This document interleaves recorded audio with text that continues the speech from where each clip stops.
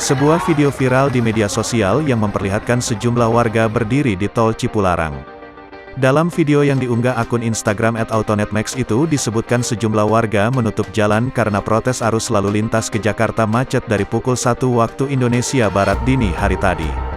Terkait itu, Direktur Lalu Lintas Polda Jawa Barat Kombes Pol Tomin Thoib membantah adanya penutupan jalan di ruas tol yang dilakukan warga.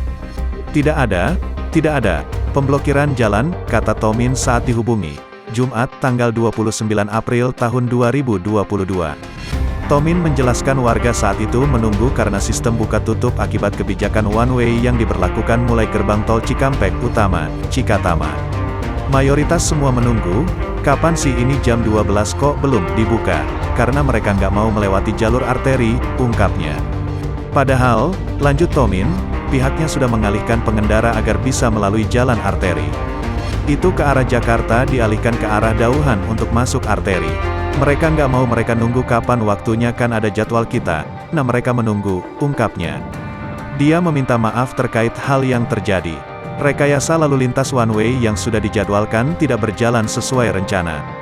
Cuma mohon maaf tadi malam seperti itu jadwal kita, one way sampai jam pukul 24 waktu Indonesia Barat.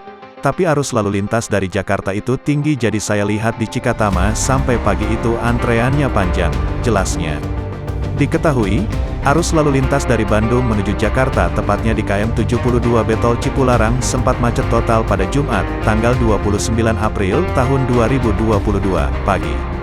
Dari pantauan tribunnews.com di lokasi, para pengemudi mobil pribadi hingga bus yang terjebak macet saling ngedumel. Ini udah berjam-jam di sini, yang arah sana one way, tapi yang arah Jakarta diabaikan, kata Supris, satu di antara pengemudi mobil pribadi.